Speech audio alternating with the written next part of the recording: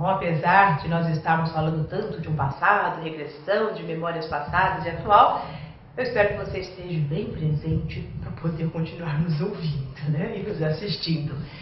E uma coisa que nos chama muita atenção também das pessoas que nos procuram, procurando essa regressão da memória, é que elas têm uma fantasia, uma ideia de que para que isso seja possível, elas vão ter que entrar num processo hipnótico profundo, como se elas ficassem sedadas, né? Sem lembrar de nada, e que daí sim nós poderíamos resgatar o inconsciente. E isso é o que realmente não acontece, porque o estado hipnótico, ele se dá de uma forma muito leve, né, suave. muito suave, porque o que nós precisamos é justamente a consciência dessa pessoa. Exatamente. Né? Tem esse receio que também trava, né? Eu ainda brinco, eu falo assim, ó, só se a gente colocar um gravadorzinho e depois você acreditar, né? E foi você que fez tudo isso, e nós vamos resgatar no passado e vamos ter a consciência da pessoa para fazer essa reciclagem, o que vai adiantar? É verdade. Então, dentro do início da aplicação da técnica, tem um pequeno relaxamento e a pessoa fica num estado, a gente chama de alterado, mas muito presente, muito consciente. É até quando voltam de todo o processo, muitas vezes eles duvidam, né? Eles falam, mas eu imaginei, eu inventei tudo isso que eu estou passando, que eu passei por aqui. Eu sempre faço aquela pergunta, bom, se você acredita que tudo que você revivenciou é só uma imaginação sua, você é uma excelente atriz ou um excelente ator, então procure, Muda de profissão, muda de profissão, porque a revivência é tão verdadeira e é tão presente, você fica em dois momentos tão presentes, que é o ato aqui e o lá, que o inconsciente e o consciente trabalhando juntos, que dá até a questão da dúvida, muitas vezes. Quando que se... Desculpa, mas às vezes eu vejo que a dúvida das pessoas, elas vêm quando elas são muito racionais, né? Também. Então daí, que a gente às vezes fala assim, veja o que está se passando nessa situação, isso. E a pessoa não está vendo com estes olhos, são outros olhos. Os olhos do interno, né? E ela imagina que ela vai fazer uma regressão e vai estar se sentindo como nós aqui agora, né? Nessa sala, então estou aqui, e daí como ela não sente exatamente isso, ou vem algumas ideias, e as memórias elas vêm às vezes aos pedacinhos, que daí nós vamos junto com a pessoa, né? Juntando esses pedacinhos e formando essa história, ela acha que ela foi inventando aos poucos. É verdade. Que é que dá essa ideia, né? Agora é interessante que mesmo os racionais, quando eles adentram ao processo, vem toda a emoção. Sim.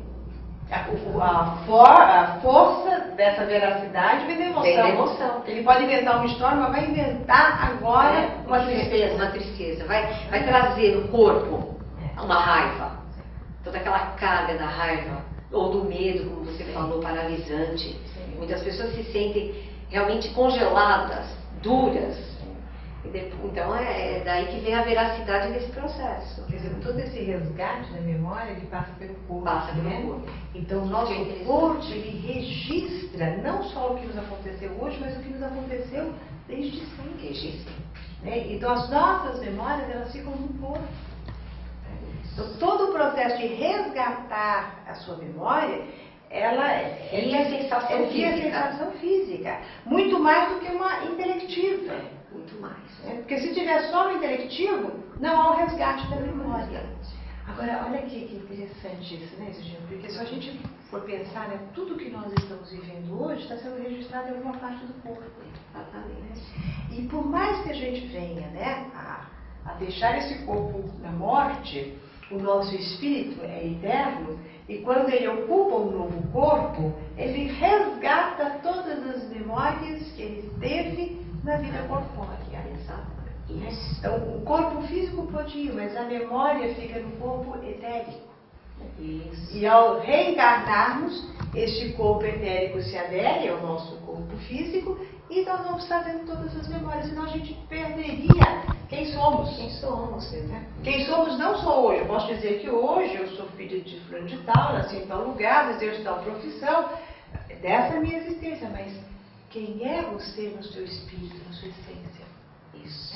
No âmago do seu ser. A essência da somatória de todas as experiências, Todo o melhor, o seu melhor fica registrado. Porque mesmo a pessoa vendo como algo negativo muitas vezes, ou na vítima, ou no papel de vilão, que fez alguma coisa e está resgatando isso hoje, mas na verdade é todo um núcleo do teu melhor, do teu melhor de lá e para cá, para reverberar aqui. E também essa questão de resgatar essa memória está no nosso corpo. Algumas pessoas dizem, então por que a gente já não lembra assim?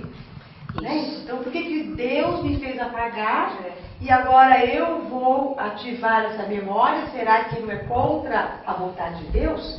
Só que quem diz que elas estão apagadas? Elas estão adormecidas nas memórias celulares do seu corpo.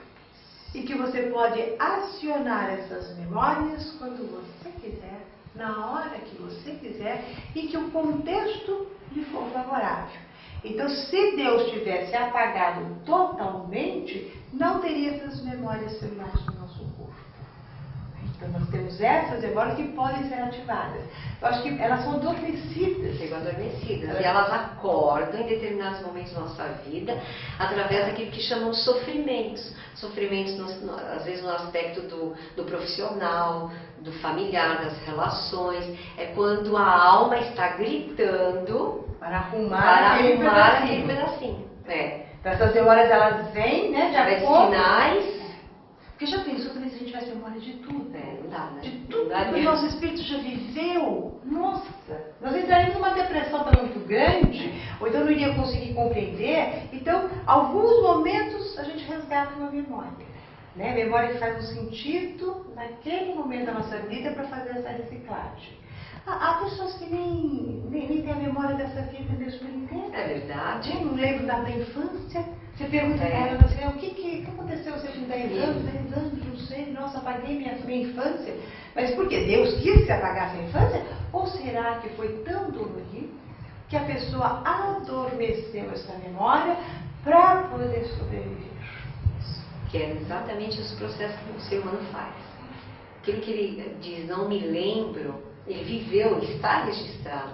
É apenas uma defesa para o sofrimento. Não vir tanto à tona. Mas quando vem é porque está preparado. Quando ele vem através dessas coisas que nós chamamos de dificuldades de vida, é porque você está preparado para acionar e resolver. Para viver uma vida melhor hoje. Para não ficar nas dificuldades. Porque nós viemos aqui para ser felizes, não é isso? Nossa busca é pela felicidade, pelo bem-estar, pelo equilíbrio emocional que nós chamamos aqui no nosso instituto, não é? Então o equilíbrio emocional ele pode ser alcançado desde que você esteja a fim de se olhar. E esses sinais, sem medo, e esses sinais, quando eles aparecem, acredite que chegou a sua hora de se olhar, para você alcançar esse equilíbrio. Mas eu falo assim, nunca é bom alguém te indicar ao processo de psicoterapia, ao menos que você peça. Verdade. Aquelas coisas, olha, melhor você fazer terapia, você não está bem? Isso aí não adianta porque não é o momento da pessoa. Agora, quando é o momento, ela vai atrás. E qual é esse momento? Quando essas memórias começam a acordar. E daí, dependendo da maneira como elas acordam, do contexto, é que a gente vai verificar se é necessário fazer essa regressão de memória, ou se primeiro ela precisa contextualizar tudo que está aqui. Então, a regressão de memória é uma técnica puramente simples para alguns casos, em determinados momentos. Isso. Não é algo para... Porque tem muita gente que fica assim vislumbrado depois que tem acesso a essa informação e procura, aí você vai perceber mera curiosidade, daí não funciona. É curiosidade, eu quero saber o que eu fui na minha vida. Né? Só para saber? Só. Eu quero saber o que eu fiz, para quê? Então sempre tem que ter um objetivo curativo. E não um objetivo de curiosidade, porque essa curiosidade não nos leva a lugar nenhum. E lhe informo que tiveram poucos reis, muitos súditos. Isso é verdade. Então ninguém vai encontrar grandes reis. Você pode até ter uma pompa de rei, mas é por outras coisas. Né? Exato. E não porque realmente viveu essa realidade. A imagem que as pessoas têm de que vamos lá e vamos vangloriar hoje de um passado. Ninguém se vangloria de um passado. Você é o que é no presente. O passado está adormecido para você, ele para todos. E ele pode ser despertado, se você quiser, para trazer algo de novo. Mas a gente vive no momento presente com a glória do presente, não com a glória do passado. E nem com as desgraças do passado. Isso. Então, o importante é você, todo esse trabalho de resgate da memória é para trazer, como esse dia falou, a felicidade e a sua força de viver hoje. Com toda a sua saúde emocional, com o seu equilíbrio emocional, com o seu equilíbrio espiritual. Bom, caso você queira entrar em contato conosco, entrar em contato com a Isildinha ou comigo, você pode entrar no nosso e-mail, fazer as suas perguntas, as suas colocações. O e-mail da Isildinha é isildinha@nucleorenascimento.org.br.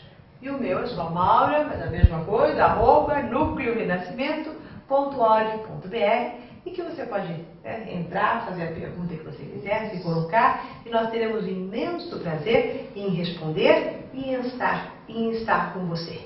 Agradeço muito a você, Isildinha, pela sua participação, por estar aqui mais uma vez conosco, trazendo a sua contribuição, seu conhecimento, a sua vivência, tão importante a todos nós. Eu também agradeço a oportunidade, agradeço as pessoas que estão nos ouvindo e estamos aí à disposição para maiores esclarecimentos, Maura? Aqui no Instituto. Verdade. E até a próxima semana.